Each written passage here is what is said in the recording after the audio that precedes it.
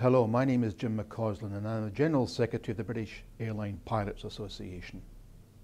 8 out of every 10 of Britain's commercial airline pilots belong to our association, and between them they have 50 million hours flying experience. That's a pedigree that allows our association to speak with authority, and that's a huge responsibility, one we take seriously, and one of the reasons for this short information film. In a recent independent poll, we discovered that 95% of our members were proud to be a pilot. Proud because they manage hugely complex systems and fly millions of people safely, 365 days a year, to every corner of the globe.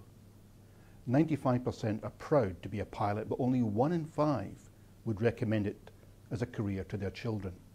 Why? Well, getting the license is challenging in itself, but getting a job is even tougher. And increasingly, when a job does come along, it's too often casual work on a 0 hours contract. 0 hours means no guaranteed work, no reliable income, no holiday pay, no sick pay, paying for your uniform, the list goes on. And now some airlines insist that you have to become self-employed or set up your own offshore limited company to get any work. That's not right. It's not just, and it's not acceptable.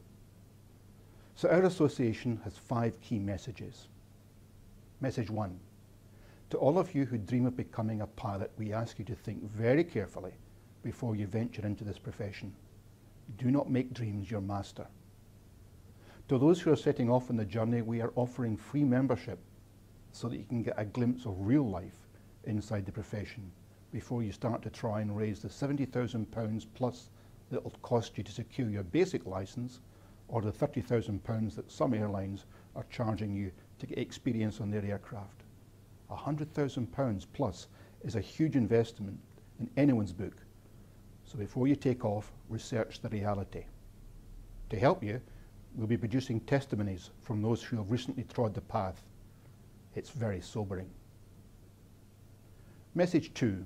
To those who have their hearts set in their career, our message is this. BALPA is not prepared to see this continue. We're going to challenge employers, challenge authorities, and challenge politicians. We will use every legal avenue at our disposal. We will expose shoddy practice wherever they exist, because it is not right that a profession in which the public places so much trust should be treated in this way. You have our commitment. We will tackle this. Message 3. To those in authority who regulate this industry, we say, wake up. There's a real concern that this is an accident waiting to happen, just as it did in Buffalo in the United States in 2009. The American authorities have woken up to this trend and have made substantial changes in their industry. So I ask our authority, will it take a repeat of Buffalo in Britain for you to do anything? This is not scaremongering. Independent research supports this analysis, and if you email us, we can share that research.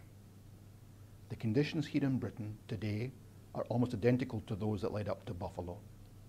Sleep-deprived flight crew who grab 40 winks whenever they can in a restroom, who need to take out second jobs to make ends meet, shelf stacking by day so they can fly big jets at night, pilots who turn up ill for a flight because if you don't, you might not get any more work.